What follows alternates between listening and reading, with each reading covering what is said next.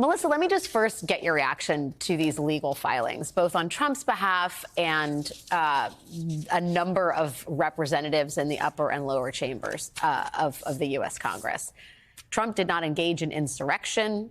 This is from Trump's lawyers. In fact, the opposite is true.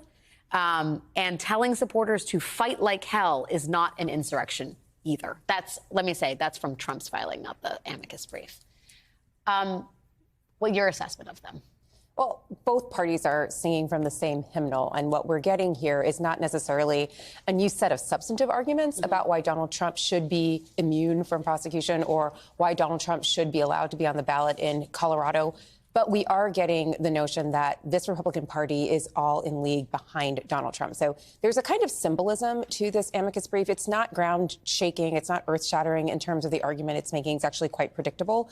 But it shows that this party is in lockstep behind this leader. And so now we know this is where they're going. It's beyond an endorsement. It's beyond pledging allegiance. It feels like a complete capitulation to the alt reality that Trump has sort of encircled himself It's a remaking of history, again, a sort of recasting of history in which Donald Trump is not a participant in an insurrection, but a sober, resolute leader who just watched this happen and did his best, his level best to stop it. But we have evidence that that was actually not the case. So again, it's an alternate reality, and this is an attempt to remake history. Michael, I'm reminded of the Michael Cohen case when we hear about the way Trump's defense sort of reinterprets his words. Fight like hell is just, urging his supporters to be engaged in the American election process. It's this, I wonder if you see it this way.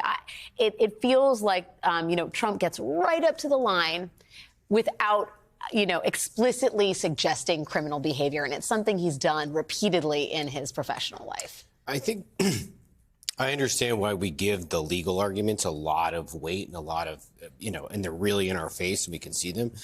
I think there's even something more significant, though, is that the country and this trial is really on the clock.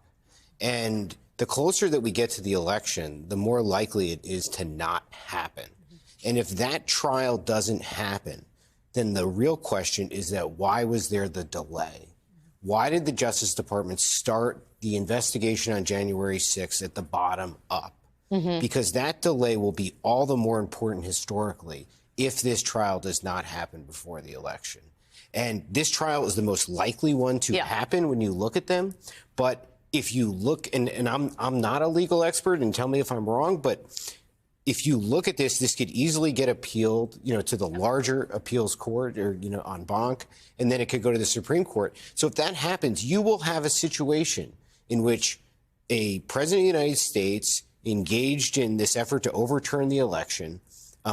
He was never put on trial in the 4 years and was able to essentially run again for his freedom without ever going on trial. And that is a possibility. That's a real, I don't think I'm being too hyperbolic. No, that's not hyperbolic at all. I mean, we've said this from the beginning. I've said this on this network and elsewhere. The fact that we were even in the D.C. circuit arguing about presidential immunity was a tactical victory for Donald Trump because it meant that there would very likely be a delay and this trial would not start on March 4th.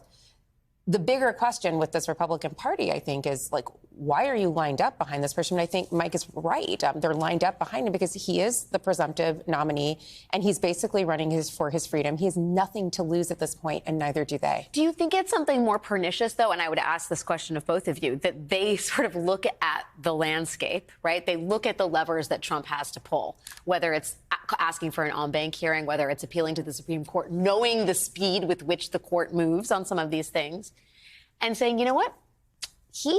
There's no way he's gonna be in a jail cell before the election. He may not even be convicted. If he is, he'll be in the appeals process. He won't be incarcerated while he's in the appeals process. He very well may be the next nominee, so let's line up behind him and let's get on board with his reality. I mean, do you think, legally speaking, as you look at the calendar, Melissa, how optimistic are you about accountability? I'm getting less optimistic as the days go by, but I have to say a lot of this is in the courts, too. I'm actually surprised that three-judge panel of the D.C. Circuit hasn't rendered a decision at this point, because it seemed pretty clear from oral arguments how many of these arguments in Donald Trump's favor were not only stupid, but specious. Right? So There's definitely a way forward. They all seemed very skeptical of this. I'm surprised that it's now the eve of the weekend and we still don't have a decision there, which, again, more and more delay. And as Mike says, there are plenty of different avenues that this could go, and it could require an en banc hearing and then a petition to the Supreme Court. We're frittering away time at this point, and that's in Donald Trump's favor.